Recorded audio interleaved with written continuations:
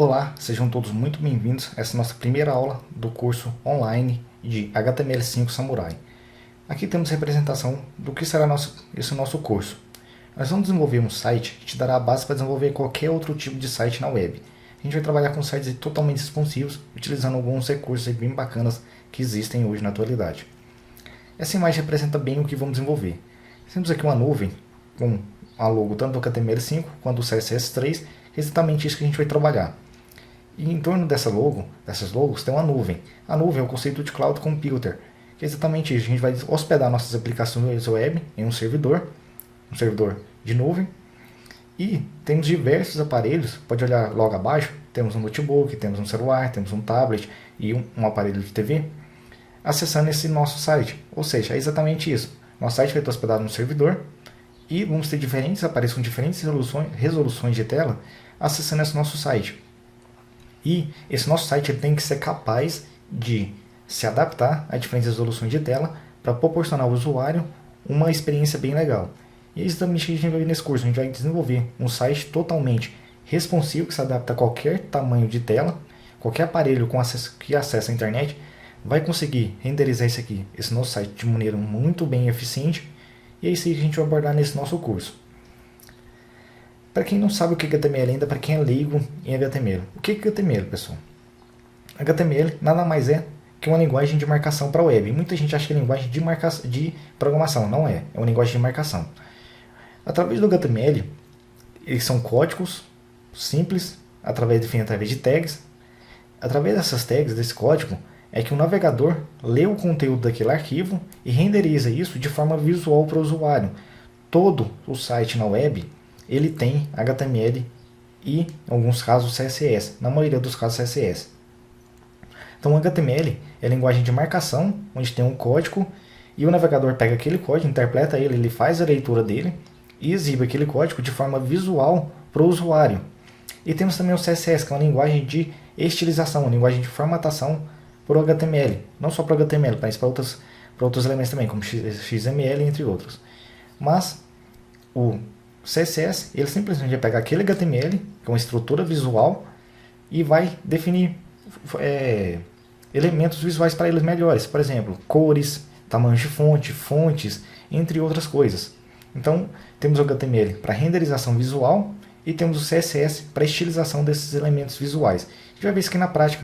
Muita gente também pensa que o HTML5 é uma nova linguagem de marcação para a web. Na verdade, não. O HTML5 ele trouxe o que o HTML já tinha, o HTML anterior já tinha, e simplesmente adicionou novos conteúdos. Qual que é a grande vantagem do HTML5 comparado às versões anteriores? É a distribuição semântica muito melhor.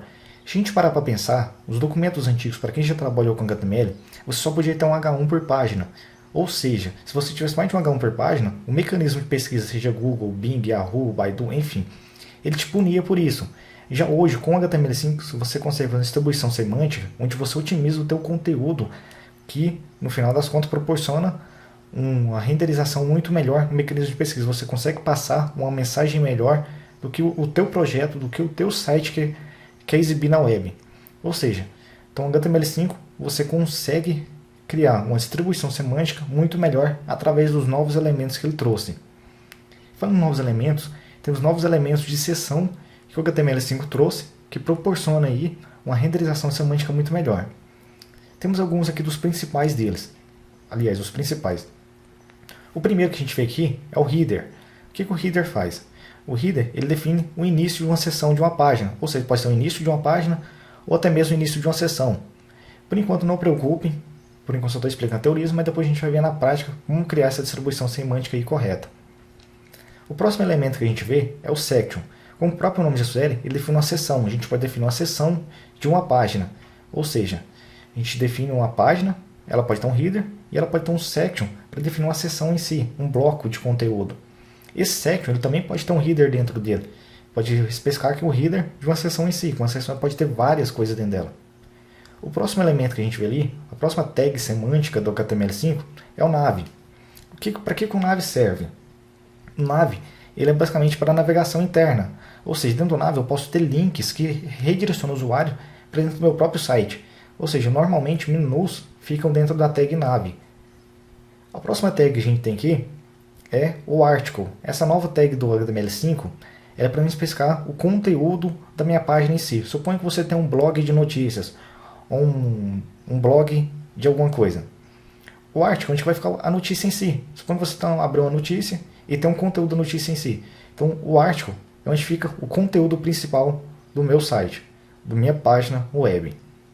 O aside, ele é o conteúdo que não está diretamente ligado ao conteúdo principal em si, ou seja, não está diretamente ligado com o article. Normalmente o aside ele é utilizado para aquela sidebar de site, onde você tem links de patrocinadores, links externos, onde que leva o usuário para fora da tua página. E por último temos o footer. O footer, assim como o header, ele serve simplesmente para marcar a seção final de uma página, pode ser a seção final de uma página ou até mesmo de um section. Temos aqui também novos elementos interativos do HTML5. Temos dois aqui de muito destaque, que é o Details e o Summary. Para que servem esses dois camaradas aqui? Eles simplesmente criam uma legenda onde você um texto, o Summary onde você coloca um texto, e o Details é o conteúdo em si. Quando você clica nesse texto, ele expande um texto ou recolhe, ele expande ou recolhe. A gente vai ver isso aí na prática. O Comment, ele serve, por exemplo, você tem diversos links no teu site e você quer interagir com o usuário de forma que ele digita alguma tecla e ele abre esse link. Então, o Comment, você utiliza o Comment para abrir esses links para você ou qualquer coisa. É uma interação, é um comando, ou seja, uma tecla que o usuário vai digitar que vai executar uma determinada ação no teu documento. É muito simples de utilizar o Comment. O menu, ele já está obsoleto, então a gente nem vai abordar ele muito, a gente não vai falar dele, porque já está obsoleto, não é mais considerado. Temos aqui alguns outros também, alguns textos semânticos, algumas tags de texto semânticas. Vou destacar algumas das principais. Eu vou deixar também na descrição do vídeo o detalhe de cada um aqui. Mas aqui agora eu vou falar dos principais que a gente vai utilizar muito no desenvolvimento web. O primeiro é o mark.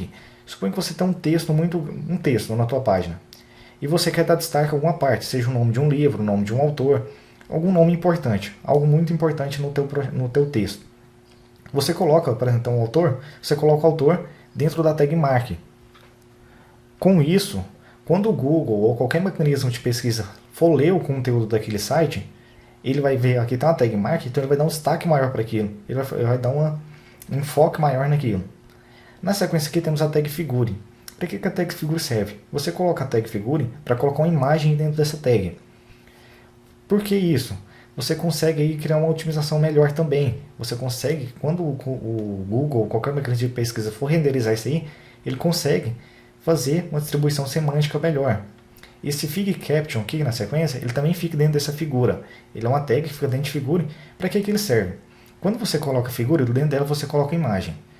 E embaixo você pode colocar o fig caption para colocar uma legenda para essa imagem. Então logo você sabe que tem uma imagem, a imagem tem uma legenda. Então o Google vai conseguir renderizar, vai conseguir associar tanto a legenda quanto a imagem em si. Temos também a nova tag data, ou seja, você tem um post. Você quer colocar a data que aquele post foi publicada. Então através da tag data você consegue especificar essa data aí. Temos também a tag time, que a gente consegue também especificar o horário, um horário específico. Não precisa ser o horário que um post foi publicado, mas um horário em si. Outra tag também que eu dou muito destaque, pulando aqui, é a tag main. Como você tem um texto bem grande aí, mas tem uma parte do seu texto que ela é principal, ou seja, que seria o resumo. Então você coloca dentro da tag main, que o Google ou qualquer mecanismo de pesquisa que estiver lendo aquele conteúdo, consegue saber que aquele é o principal parte do teu conteúdo em si. Temos aqui novos elementos para embutir arquivos externos, que seja de vídeo ou áudio. As duas novas tags, os dois novos elementos semânticos que o HTML5 trouxe, são tanto para vídeo e áudio. Agora o HTML5 ele consegue reproduzir de forma original tanto arquivos de áudio quanto arquivos de vídeo, tanto através da tag áudio quanto através da tag vídeo. A gente vai ver isso aí na prática, como que funciona cada um e alguns detalhes de cada um deles. Temos também novos elementos de formulários que foi criado no HTML5. Um deles é o Data List, é o Progress, o Matter, o Output e o Occasion. A gente vai ver eles aí na prática também, como funciona cada um aí e qual que é a vantagem de utilizar eles no nosso desenvolvimento web. Temos aqui também novos tipos de entrada que o HTML5 trouxe. entradas de formulário. Por exemplo, você tem agora entrada para telefone, que é o TEL, tem entrada para texto de pesquisa, que é através do SEARCH, tem através de, você pode fazer a validação de uma entrada de um URL. Se o usuário tentar digitar uma coisa que não é um URL, ele já valida. Temos entrada de e-mail, temos entrada de data. Você quer que o usuário digite uma data, ele já traz um date picker ali para você colocar a data. Você tem entrada de time, para o usuário colocar um horário. Você tem entrada de monte, que ou seja, você coloca um mês e um ano. Você tem date time, que é para a gente entrar com a data e hora, sem fuso horário. Você tem entrada numérica através da tag, através do tipo de entrada number.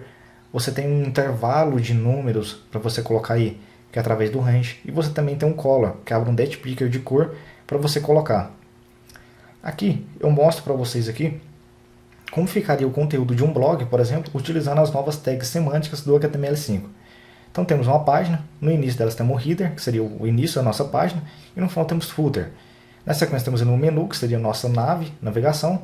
Eu defino uma section, que seria todo o conteúdo em si. Abaixo, dentro da section, a gente tem um article, que seria o conteúdo do nosso blog.